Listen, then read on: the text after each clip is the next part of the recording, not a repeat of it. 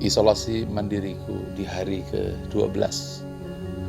Ada 3 jenis orang yang terkena COVID. 1, OTG.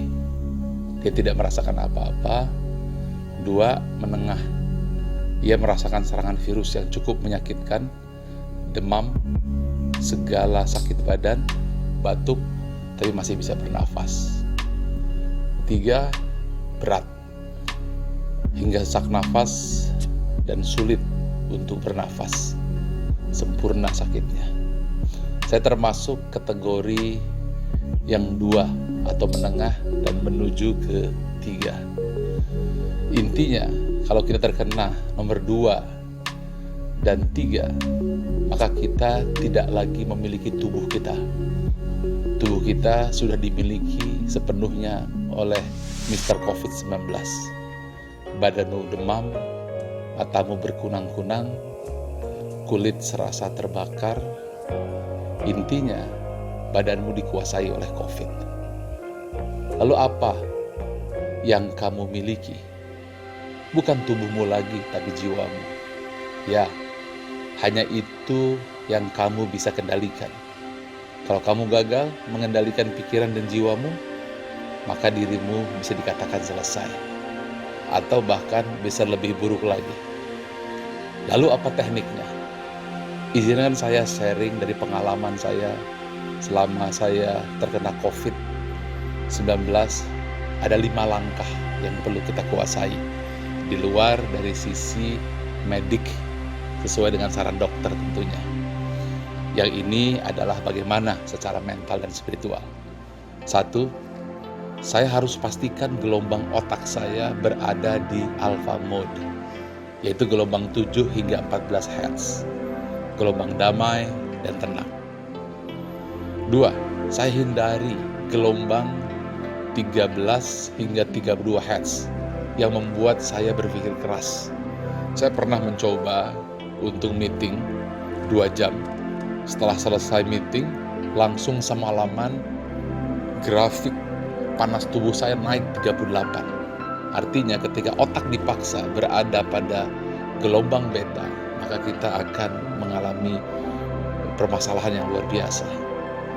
Apalagi kalau sampai otak kita gelombangnya masuk di gelombang gamma 32 hingga 100 Hz.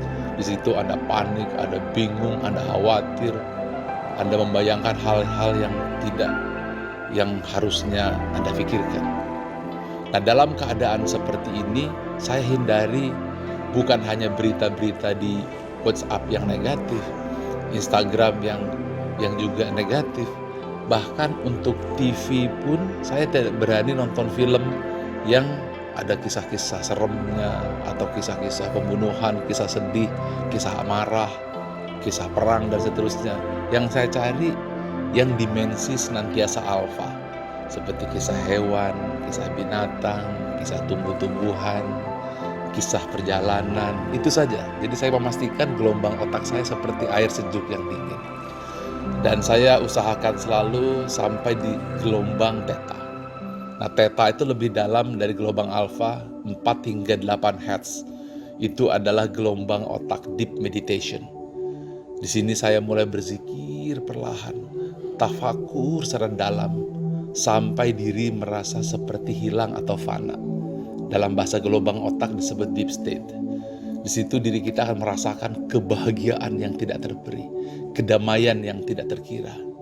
Pada saat itu apa yang terjadi? Di luar dugaan saya, suhu saya yang tadinya 38 drop ke 35. Nah, teknik ini disebut dengan teknik brainwave. Nah, yang keempat, setelah selesai, Anda jangan diteruskan ini, tapi segera sadar Anda berwudu dan sholat di sepertiga malam. Munajat, taubat, mungkin selama ini ada hal-hal yang salah. Mungkin ada rasa syukur yang kurang kita sampaikan. Mungkin ada dosa yang kita lakukan.